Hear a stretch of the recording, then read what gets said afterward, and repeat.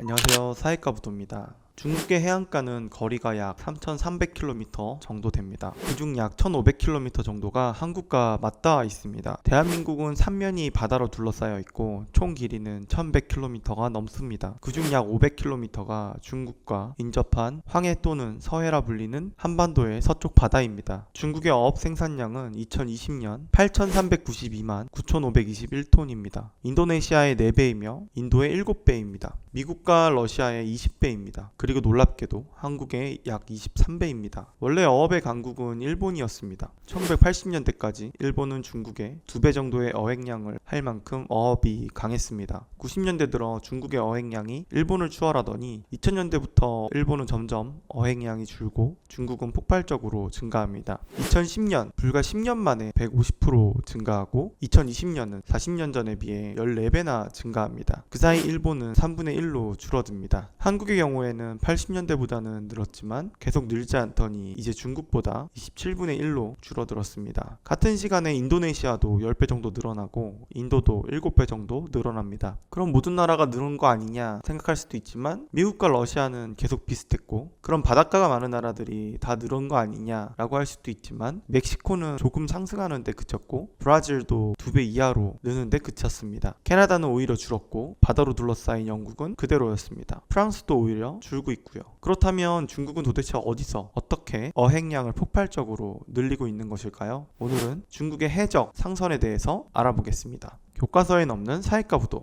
지금 시작합니다. 중국 어선은 전 세계적으로 현지 어민 및 수상 관련 행정기관들이 골머리를 앓게 만드는 골치 아픈 존재가 되었습니다. 사실상 현대판 해적입니다. 한국, 일본, 러시아를 비롯한 동북아시아 지역뿐만 아니라 인도네시아, 남미, 아프리카까지 가서 불법 조업을 합니다. 중국 해안과 인접한 서해 및 남해 지역에서 이로 인한 피해가 극심하며 그 중에서도 단속하기 애매한 NLL 지역에서 주로 피해를 주고 있습니다. 게다가 NLL 인근에 중국 어선은 단속 시 북한 쪽으로 도망치는 등의 행위를 하는데 북한과의 마찰이 발생할 수 있기 때문에 사격을 할 수 없어 단속은 더욱 어렵습니다. 중국 어선은 대규모로 떼지어 다니며 조업을 하는 데다가 기본적으로 해상 민병으로 등록되어 순수한 민간이 아닙니다. Chinese Fishing Fleet 혹은 Fishing Vessel Fleet이라고 부릅니다. 이들은 초법적 어업을 하며 저인망 어획을 하기에 온 세계의 바닥을 무분별하게 긁고 다니며 성장해야 하는 치어나 멸종 위기종 상관없이 다 잡아들이는데 이런 그물이 훅고 지나간 자리는 허옇게 죽은 산호초밖에 안 남게 됩니다. 문제는 당장 뺏기는 어획량보다 이것이 더 큰 문제입니다. 중국은 2012년을 기해 세계 최대 해산물 소비국이 되었습니다. 1990년까지 중국인들의 1인당 생선 소비량은 10kg 정도였으나 2010년에는 33kg을 넘어섰습니다. 2013년 통계에 따르면 중국은 전 세계 어획량의 35%를 소비량에서 30%를 차지하고 있습니다. 중국의 무차별 해적 상선은 왜 생겼을까요? 중국은 무분별한 남핵과 중국의 환경 오염 때문에 어장으로서의 가치가 거의 사실상 바닥난 데다 오염된 강과 바다에선 대규모 양식은 불가능했습니다. 때문에 중국 어업계는 해산물 수요를 대기 위해 원양어업을 적극 늘리고 있으며 현재 중국의 원양어업 관련 종사자만 1,400만 명에 달한다고 합니다. 2016년에 원양어업에 나서는 중국 어선만 2,000척 이상으로 알려져 있으며 BBC에 의하면 아프리카 해역에 출어하는 중국 어선은 1985년에는 10여 척에 불과했지만 한국으로 오는 배만 2,000척은 가볍게 뛰어넘으며 2016년 봄 꽃게철에 서해 5도 수역에 나타나는 중국 어선은 집계된 것만 따져도 3개월에 걸친 총 출몰 척수가 21,352척에 달했습니다. 군에 투입할 수 있는 해상 민병제를 운영 중이고 이들은 생업에 종사하며 각종 타국 어선 공격, 운반, 시위, 정보원 역할을 합니다. 생각구 열도를 둘러싼 일본과의 영토 분쟁에 있어서도 어선 약 200척을 동원해 상륙을 시도하다가 해상보안청의 순시선에게 저지되기도 하는 등 이런 수법을 써먹은 전적이 있습니다. 심지어 NLL 한복판에서 조업함은 물론이고 군사 분계선 한가운데인 한강 하구에서까지 불법 조업을 저질러서 결국 유엔군 사령부 군사정전위원회가 이를 명백한 정전협정 위반으로 판단해 민정경찰이 투입되기도 했습니다. 2016년 10월 7일에 고속단정을 중국 어선이 고의로 들이받아 격침시켰고 해경들을 공격한 행위로 국내 여론이 들끓자 당시 박근혜 정부는 해경의 한포 사격으로 격침까지 고려 고려한다는 강경 발언을 했습니다. 한국은 11월 1일 첫 공용화기 사용이 이루어졌습니다. 실제로 기관총 위협 사격이 실시되자 중국 어선의 저항도가 약해졌고 해양경찰은 2019년까지 서해 NLL 불법 조업 중국 어선 3년간 70% 급감했다고 발표했습니다. 2017년 황교안 권한대행 체제 때 창설된 서해 5도 특별경비단이 활약하여 매년 200척 정도 납포하던 것이 문재인 정부 들어 2020년 1월부터 8월까지 5척만 납포하는 등 단속 실적이 크게 줄어들었습니다. 또한 서해 중국 어선 불법 어업수가 2배 이상으로 다시 급증하였습니다. 불법 조업을 하는 중국 어선은 대부분 산둥성 항구에서 온 배들입니다. 산둥성 북단에 있는 도하이만 일대에는 예로부터 물고기들이 많아 중국 내에서도 천혜의 어장으로 손꼽혔습니다. 수심도 70m로 황해의 152m에 비해 얕습니다. 동부 지역을 대대적으로 개발하는 과정에서 산업화로 폐수가 수없이 유입되어 자연히 어획량이 급감하였습니다. 서해 어업관리단의 단속함은 15척에 불과한데 불법 조업 어선들은 2,000척이 넘습니다. 어선에 쉽게 승선할 수 없도록 철판 벽을 세우거나 죽창을 꽂아두고 배를 납포하지 못하게 여러 척을 묶어서 다니는 방어적 저항부터 해경을 향해 둔기나 무기를 휘두르기도 합니다. 최악의 사건인 이청호 경장 살해 사건이 벌어지고 나서 정부는 2011년 12월 불법 조업 근절 종합대책을 발표, 총기 사용 절차를 간소화시켰으나 중국 정부는 이에 과잉 대응이라며 강하게 항의했습니다. 중국 어선의 이러한 행동은 해적 행위와 동일한 행위이며 실제로 이러한 피해를 입는 주변 국가들은 테러 행위와 동일한 것으로 간주하여 강경 대응을 합니다. 대한민국 해양경찰은 대한민국의 해양 주권을 지키는 준군사 조직 중 하나이며 이들은 VBSS를 할 권리가 있습니다. 1955년 12월 25일 해경경비정 견우호는 흑산도 근해를 침범해 불법 조업 중인 중국 어선 15척을 발견하고 이 중 한 척을 납포했습니다. 1960년 해양경비정 701정은 어청도 해역에서 중국 어선단의 불법 조업을 적발, 검문 검색차 접근 중 중국 어선들의 총격을 받았습니다. 그러나 이 교전에서 해경조타장 김창원, 갑판원, 김진식 등 2명이 숨지고 3명이 다쳤습니다. 2005년 5월 1일 해경이 아닌 우리 어민들에 의한 중국 불법 조업 어선 납포가 최초로 일어났습니다. 인천 연평도 어민들이 북방 한계선 남쪽 해역에서 불법 조업 중이던 중국 어선 4척을 직접 납포한 것입니다. 어민들은 중국 어선을 7시간가량 부두에 억류한 후 어선 인계를 거부하다 이후 해경에 인도했습니다. 2008년 9월 25일 목포 소흑산도에서 목포 해경 박경조 당시 경사가 검문 검색을 위해 해경단정에서 중국 어선으로 건너가던 중 중국 어민이 휘두른 삽에 머리를 맞고 순직하였습니다. 2010년 12월 18일 군산 어청도에서 중국 어선이 해경 경비정을 들이받아 중국 어민 1명 사망, 1명 실종되었으며 경찰관 4명이 부상당했습니다. 2012년 9월 13일 이청호 경장을 살해한 중국 선장에게 징역 23년이 선고됐습니다. 10월 16일 전남 신안군 해역에서 해경 고무탄에 중국 어민이 사망하는 사고가 발생했고 해당 어선은 해경에게 격렬하게 저항했으며 사망한 선원의 경우 톱을 휘둘러 저항하기도 했습니다. 2016년 1월 23일 서해상에서 불법 조업을 하는 중국 어선들이 작년 대비 20%나 상승했다고 합니다. 1월 16일에는 남해에서 불법 조업을 하던 중국 어선 2척을 해경이 납포했습니다. 5월 8일 해경은 연평도 인근 해상에서 불법 조업을 하던 중국 어선 2척을 납포했는데 중국 어민이 쇠창살 등으로 격렬하게 저항하자 K5 권총 실탄 사격을 동원해 검거했습니다. 6월 10일 박근혜 정부는 해군과 해병대, 해양경찰, 유엔사 군사정전위원회 요원 등으로 운전경찰을 편성해 한강 하구에서 불법 조업하는 중국 어선을 차단하고 퇴거시키는 작전에 돌입했습니다. 한국 군경과 유엔군 사령부가 불법 조업하는 중국 어선을 퇴거 조치하는 공동작전에 나선 것은 최초입니다. 6월 14일 민정경찰이 한강 하구에서 불법 조업 중인 중국 어선 2척을 납포했습니다. 9월 5일 허가 없이 조업을 한 중국 어선 2척이 처음으로 압류됐습니다. 10월 7일 소총도 남서쪽 해상에서 불법 어선 단속에 나선 고속단정을 중국 어선이 고의로 들이받아 격침시켰습니다. 해경은 추가 사고를 우려해서 단속 대상 어선에 승선했던 대원들도 철수시켰고 그렇게 중국 어선들은 돌아갔습니다. 10월 12일 정부의 강경 대응 발표 이후 처음으로 백령도 인근에서 불법 조업을 하던 중국 어선 2척이 납포되었습니다. 10월 13일 불법 조업을 하는 중국 어선에 정부가 함포 사격 방침을 내린 것을 두고 더불어민주당은 민간 어선에 발표하는 것에 우려를 표하며 군이 포위하고 해경이 단속하는 이원 전략을 제안했습니다. 10월 13일 중국 관영 매체는 한국이 중국 어선에 포격할 시 보복을 초래할 것이라고 경고했습니다. 10월 20일 제주시 차기도 서쪽 131km 해상에서 불법으로 조업하던 중국 유망어선 2척을 납포하였습니다. 11월 1일 2척을 납포하던 도중 30척이 해경함정을 둘러싸 둘러싸 충각 위협까지 가하자 M60으로 600발 이상을 발포했습니다. 이에 중국은 해경 경비함을 격침시키겠다고 협박했습니다. 중국 외교부는 다음날 11월 2일 한국 측의 무력을 사용한 폭력적인 법 집행 행위에 불만을 표하며 중국 어부의 안전과 합법적인 권익은 보장해야 한다는 말을 전했습니다. 그런데 불만인 점은 중국은 주중 한국 대사관 간부를 불러 이를 항의했다는 점입니다. 중국 정부는 자국 어선에 대해 기관총을 발사한 한국 해경의 대응에 대하여 과잉 대응이라고 비판하면서 76mm 함포를 장착해 화력을 증강한 순시선을 대량으로 건조해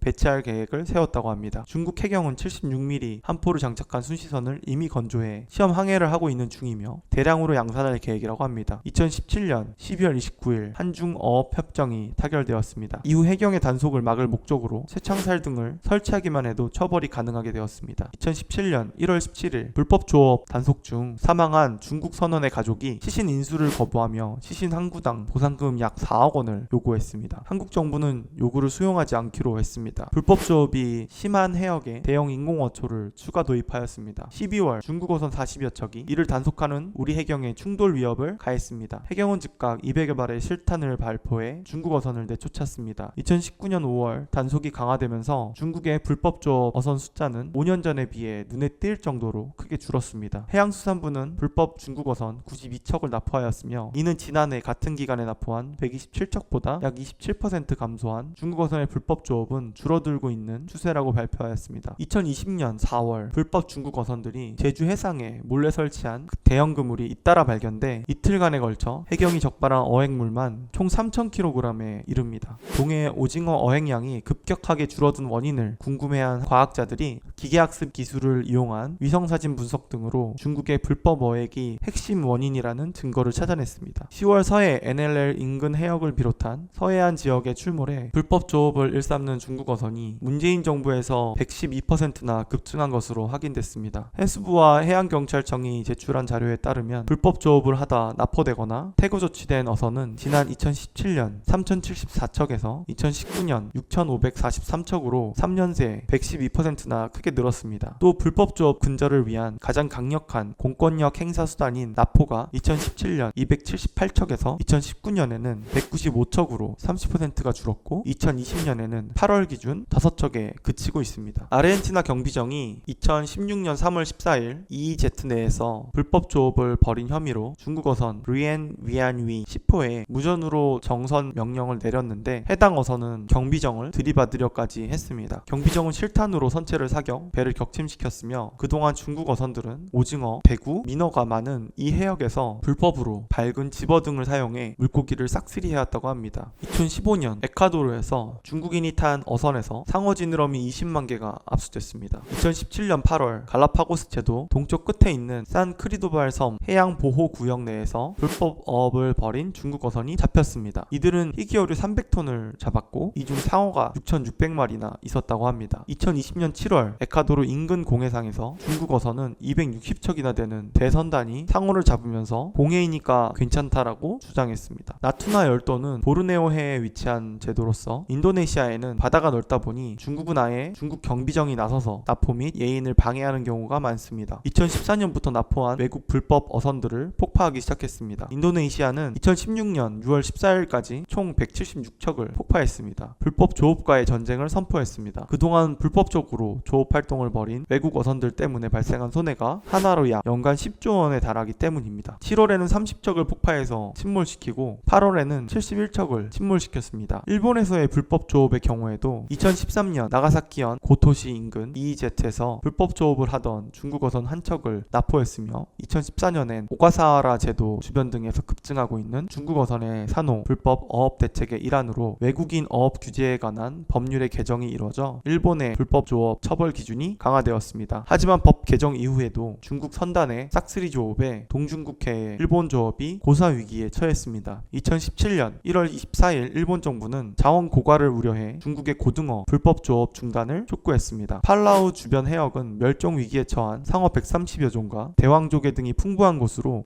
2009년 유엔에서 부근 배타적 경제수역 63만 제곱킬로미터를 상어보호구역으로 공표한 바 있는데 2012년 4월 1일 불법 조업 중인 중국 어선에 총격을 가해 선장을 사살했습니다. 모선은 체포 과정에서 선박 내 화물을 불태우는 등 격렬하게 저항했습니다. 2011년 12월 2일 중국과 남중국해 영유권 분쟁을 벌이고 있는 필리핀과 베트남은 불법 조업 어선 단속에 군함을 동원하고 있습니다. 필리핀 해군은 지난 2일 자국 팔라완 해역에서 불법 조업 중이던 어선 한 척을 납포하고 중국 어민 6명을 체포했습니다. 이 불법 어선 안에는 세계적인 멸종위기 동물인 푸른 바다거북 12마리가 발견됐습니다. 필리핀 해군은 지난 2001년 같은 해역에서 중국 어선에 직접 발포를 한 적도 있습니다. 2014년 5월에는 바다거북 500마리를 싣고 가던 중국 어선을 붙잡았습니다. 2016년 5월 20일엔 불법 조업 이유로 중국 어민 25명을 억류했습니다. 이러한 상황에 필리핀 정부는 스카버러 등 남중국해 일부 도서를 놓고 중국과 갈등을 빚다가 국제해양법 재판소에 중국을 제소했고 국제법을 통한 분쟁 해결 절차를 밟았고 2016년 남중국해 영유권에 대한 상설중재재판소의 첫 중재 결정은 필리핀이 주장한 15개 항목이 사실상 모두 수용됐습니다. 중국의 패권주의가 꺾이지 않는 이상 저지할 수 있는 방도가 없는 것이 현실입니다. 물론 해산물 수요 급증이 근본적인 원인이라고 생각하는 사람들도 있습니다. 하지만 그건 어느 나라나 마찬가지이며 다들 합법적으로 수입해서 먹기 때문에 외교관 문제를 일으키지 않습니다. 중국의 해산물 수요는 매년 오르고 있는데 반해 중국 해양 생태계의 파괴와 환경 오염으로 인해 포획량은 못 따라가는 데다 애초에 중국이 땅 크기나 인구에 비해 바다가 넓은 편이 아니기 때문에 중국 해역만으로는 수요를 못 채우고 있으며 하지만 세계 그 어느 나라도 자원이 부족하면 돈을 주고 사오지 훔쳐올 생각은 안 하는데 중국은 태연하게 당당히 다른 나라의 해역에서 도적질을 하고 있다는 게 근본적인 문제인 것입니다. 그래서 전 세계에서 중국 어선을 해적선이라고 부르는 것입니다. 게다가 중국은 이 문제를 식량 안보 차원에서 접근하고 있기 때문에 필요한 수산물은 꼭 직접 잡아야겠다는 입장입니다. 2016년 8월 17일 100만 척에 달하는 어선 규모를 축소하겠다는 중국 정부의 발표가 나왔습니다. 하지만 일정도 세부 목표도 없었고 구식 소형 어선 수를 줄이는 대신 대형 어선을 새로 건조할 게 뻔하지 않나라고 비판적으로 보고 있습니다. 2020년대에 들어서 각국 해군 해경에 공용하기와 하기 사용이 허가되었습니다. 2021년 1월엔 중국 상선들마다 미사일을 숨겨놓고 유사시 쏠 수 있게 하는 등 사실상 민병대를 지원하고 이로 인해 중국 선박에 대한 경계심만 높아졌습니다. 그리고 2월엔 중국 해경이 센가쿠 남중국해 등지의 분쟁 해역에서 무기를 사용할 수 있는 내용을 규정한 해경법 개정안을 발효시켜 맞대응을 하려는 모양입니다. 이러한 중국 어선들의 무자비한 행태에 우리나라와 우리나라 정부는 어떻게 대응해야 할까요? 이상으로 왜 우리나라 주변 어업이 폭발적으로 감소하고 있는지, 중국이 어떻게 어류들을 씨를 말리고 멸종 위기까지 몰고 있는지에 대해서 정리해 보았습니다. 시청해 주셔서 감사드리며 이 영상이 유익하셨다면 구독과 좋아요, 알림 설정 부탁드립니다. 감사합니다.